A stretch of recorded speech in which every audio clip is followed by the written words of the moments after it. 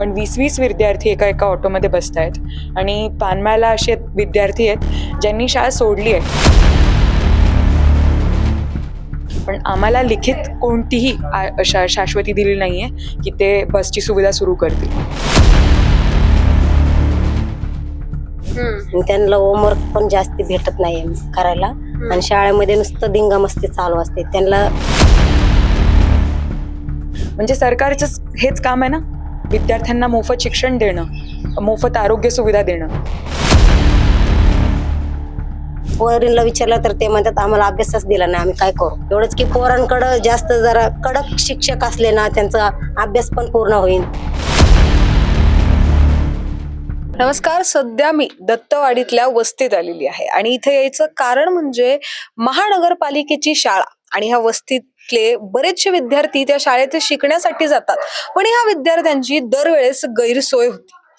आता ह्या वस्तीमध्ये बरेचसे जे पालक आहेत ते गवंडी काम करणारे किंवा घरकाम करणारे, म्हणजे खूप थोड्या पैशात त्यांचा पूर्ण संसार चालतो. आणि ह्या त्यांचे जे म्हणजे मुलं आहेत लहान, आणि ह्या विद्यार्थ्यांना या महानगरपालिकेच्या शाळेतून व्यवस्थित कोणतीही सोय मिळत नाहीये. तर ह्याच विद्यार्थ्यांचे पालक माझ्यासोबत आहेत. ताई, शाळेचं नाव काय आहे आणि कसा त्रास होतोय तिथे विद्यार्थ्यांना? शामराव हायस्कूल शाळा आहे.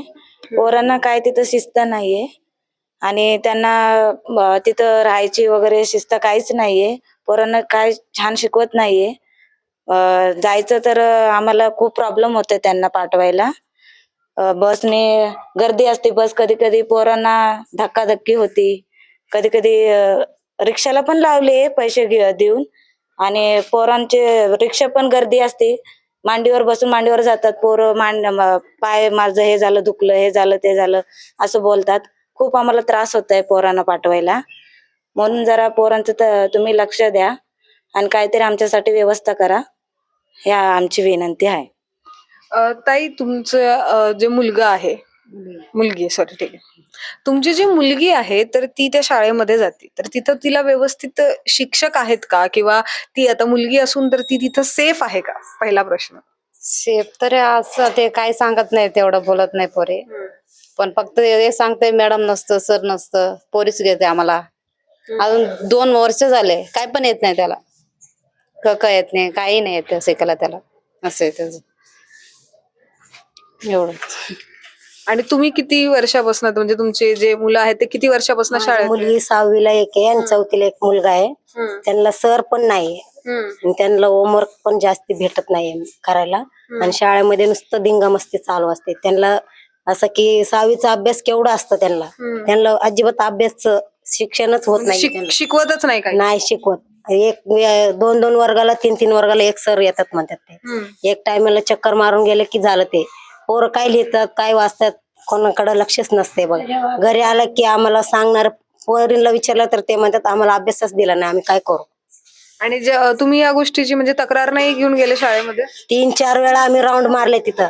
ते सर म्हटले की आम्ही आता पोस्टला टाकले, लिहून अर्जी टाकले, येतात सर, येतात मॅडम, असं सांगितलं आम्हाला नुसतं त्यांनी. आता एवढंच की आम्हाला आवाज उठवायला येत नाही, आमच्या मागं कोणाचा हात नाही. आता आम्हाला कळणार पण नाही की जाऊन कोणाच्या थोडं पुढं सांगून आमच्या पोरांचं भविष्य चांगलं व्हावं म्हणून विचारावं, हे करावं, ते आम्हाला काहीच कळणार नाही.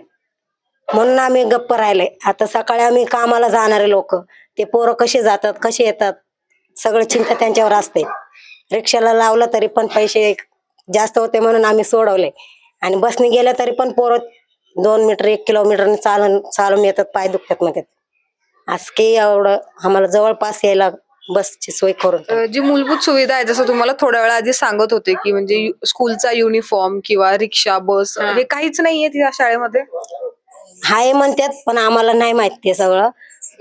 शाळेचे युनिफॉर्म पण दिलं तर ते देत नाही, आमच्या पैशाने आणायला लावतात आणि नंतर पैसे टाकते म्हणतात.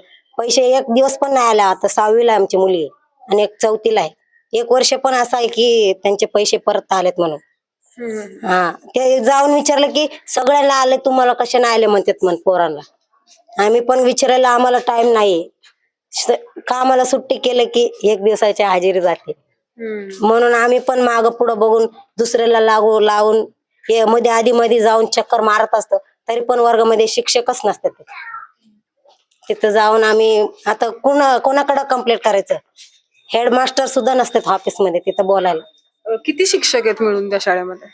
4 का 5 लोक आहेत मॅडम तिथं, आम्हाला बघितलं तरी. आणि 7वी पर्यंत शाळा चालू होती. हा 7वी पर्यंत शाळा आहे तिथं. आणि एक आता पोरांची गॅदरिंग आहे, शिक्षकांनी त्यांना घ्यावं का नाही, त्यांनी ट्रिक केलं तरच ते चांगलं शिकणार ना, ते करत नाही तर पोरं काय शिकणार. खूप त्रास आहे मॅडम, त्याबद्दल आम्हाला मॅडम आल्यामुळं आम्हाला वाटलं की यांच्या हाताने तरी आमच्या पोरांनी सोय मिळेल, हे सुविधा मिळेल का म्हणून यांच्या पुढं हे केलं आम्ही. एवढंच म्हणायचं आम्हाला, एवढंच की पोरांकडं जास्त जरा कडक शिक्षक असले ना, त्यांचा अभ्यास पण पूर्ण होईल, त्यांचे शिक्षण पण पूर्ण होईल. ते 6वीला आहे तरी अभ्यासच येईना त्यांना, आणि घरात आम्ही कळवतो 6वीला आहे, काय शिकतं काय काय नाही, नुसतं जायचं यायचं चाललंय तुमचं म्हणून पोरांना मारतो घरात आम्ही, काय करायचं. ताई, तुम्ही आता या सगळ्यांचा केस हँडल करतायत, तर आता तुमच्या पद्धतीनं काय इश्यू झाले? तुम्ही आतापर्यंत महानगरपालिकेतही हा सगळा केस घेऊन गेलेले आहेत, तर काय वाटतंय तुम्हाला, कुठून म्हणजे प्रॉब्लेम सुरुवात आहे, म्हणजे कुठून या प्रॉब्लेम म्हणजे सुरुवात चालू झालेल्या आहेत? म्हणजे सगळ्यात पहिले तर आम्ही भारताचा क्रांतिकारी कामगार पक्षातर्फे पानमळ्याला गेलो होतो, पालकांना भेटलो होतो. तेव्हा आम्हाला कळालं की विद्यार्थी रोज सकाळी 8:30 वाजता रिक्षेने जात आहेत. 15-16 विद्यार्थी असतील, जनता वसाहतचे अजून 7-8 विद्यार्थी असतील, त्याच रिक्षेने ते जातात. आणि इथे दत्तवाडीचे काही विद्यार्थी आहेत 9-10, तर एकूण 32-34 विद्यार्थी आहेत जे रोज रिक्षेने जात आहेत. तर ह्या मुद्द्याला घेऊन आम्ही म्युन्सिपाल्टीला 25 नोव्हेंबरला पत्रक दिलं होतं, आणि इथून 3ही वस्त्यांमधून 13 कामगार कामावरून सुट्टी काढून आम्ही गेलो होतो तिथे अर्ज द्यायला. आणि तिथे आम्ही जे अधिकारी आहेत त्यांना पत्र दिलं होतं, आणि त्यांना सांगितलं होतं की तुम्ही बसची सेवा सुरू करा, कारण खूपच जास्त अनसेफ आहे रिक्षाने जाणं, आणि खूप ॲक्सिडेंट्सची केसेस आपण म्हणजे ऑटो, स्टुडंट्स, स्कूल हे काही आपण गुगल केलं तर अनेक ॲक्सिडेंट्सची केसेस आपल्यासमोर येतील. काही म्हणजे त्याच्यावर विशिष्ट काही बोलण्याची गरज नाही आहे. पण 20-20 विद्यार्थी एका ऑटोमध्ये बसत आहेत, आणि पानमळ्याला असे विद्यार्थी आहेत ज्यांनी शाळा सोडली आहे कारण त्यांना जमतच नाही आहे, पाय दुखत आहेत, गुडघे दुखत आहेत, त्यामुळे विद्यार्थ्यांनी शाळा सोडली आहे. अनेक विद्यार्थी आहेत ज्यांनी इच्छुक भाषेतून शिकणं सोडून ते मराठी भाषेत शिकत आहेत.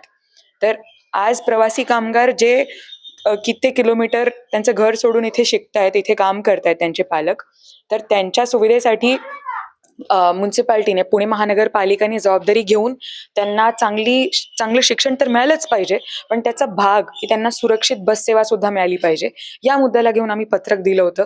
पण 2 आठवडे आम्हाला काहीच उत्तर मिळालेलं नाहीये.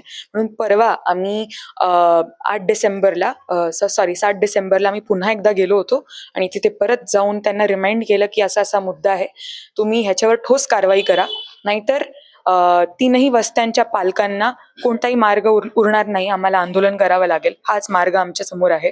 असा एक पत्र आम्ही द्यायला त्यांना गेलो होतो. तेव्हा आम्हाला त्यांनी सांगितलं की ते प्रपोजल टाकतायत की पुणे PMPML जे आहे ते बसची सुविधा सुरू करतील. पण आम्हाला लिखित कोणतीही शाश्वती दिली नाहीये की ते बसची सुविधा सुरू करतील. आणि आम्हाला उलट सरफेस लेवल जे उत्तर देत होते की ते आम्ही अजून रिक्षा वाढवू, की रिक्षेची सुविधा आहे, रिक्षेने जाऊ शकतात, किंवा बसचे रूट्सचे प्रॉब्लेम्स आहेत, किंवा आम्हाला तर गणित पण ते दाखवत होते की एवढे लाख रुपये खर्च होतील, हे होतील, ते होतील, वेळ लागेल.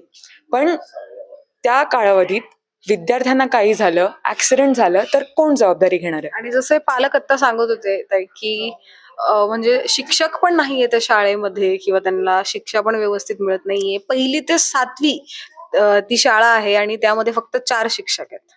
तर कसं म्हणजे शाळा कशी चालवायची? कारण की शिक्षण आणि हे सगळे जे आहेत आपल्या भारताचं फ्युचर आहे आपण म्हणतोय. मग यावर तुम्ही काय पाऊल उचलणार आहेत आता? म्हणजे आम्ही तर ह्या बसच्या मुद्द्याला आणि शिक्षणाच्या ज्या सुविधा कमकुवत होत चाललेत, या पूर्ण मुद्द्याला शिक्षणाच्या बाजारीकरणासोबत जोडतो. कारण आपण बघतोय की महाराष्ट्र सरकारने गेल्या 5 वर्षांमध्ये 5,000 पेक्षा जास्त शाळा बंद केलेल्या आहेत. शिक्षणावर खर्च अत्यंत कमी होतोय, म्हणजे बजेटरी ॲलोकेशन जे शिक्षणावर झालं पाहिजे, म्हणजे सरकारचं हेच काम आहे ना, विद्यार्थ्यांना मोफत शिक्षण देणं, मोफत आरोग्य सुविधा देणं. तर शिक्षणावर जर खर्च होत नाहीये, तर म्हणजे आता फक्त काय लाखो लाख रुपये देऊन ह्या जे कामगार आहेत, जे घरकाम करतात, भिकारी काम करतात, 15-18 हजारामध्ये स्वतःचं घर चालवत आहेत, तुम्ही त्यांच्याकडून अपेक्षा ठेवतायत की ते प्रायव्हेट शाळांमध्ये त्यांच्या विद्यार्थ्यांना पाठवतील का? तर मनपाची आणि सरकारची जबाबदारी आहे आणि या जबाबदारीला धरून आम्ही नक्की हे आवाहन करतो की फक्त ह्या तीनही वस्त्यांना नाही तर पुणे शहराच्या प्रत्येक कामगार कष्टकऱ्यांची आज एकजूट बनवणं गरजेचं आहे की शिक्षणाची परिस्थिती सुधारली पाहिजे, शिक्षणावर खर्च वाढवला पाहिजे, टीचर्सची नियुक्ती झाली पाहिजे, परमनंट नोकरी टीचर्सला मिळाली पाहिजे तिथे, आणि विद्यार्थ्यांना प्रत्येक त्या सुविधा मिळाल्या पाहिजे जे चांगलं दर्जेदार शिक्षण घेण्यासाठी आवश्यक आहेत. मग ते टीचर्सची सुविधा असो किंवा इन्फ्रास्ट्रक्चर असो, टॉयलेट्स असो, टॉयलेट्समध्ये स्टाफ असो, बसची सुविधा असो, सगळं काही जुडलेलं आहे.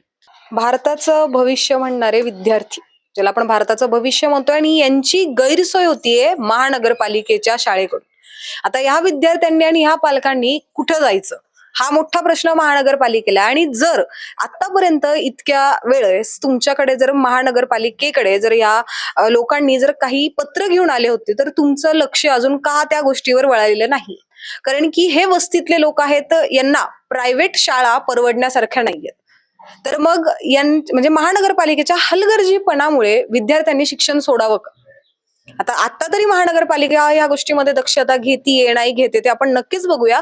पण तुम्हालाही काय वाटतंय मला कमेंट करून नक्कीच सांगा आणि पाहत राहा न्यूज डॉट्स. मी मृदुला नारळे.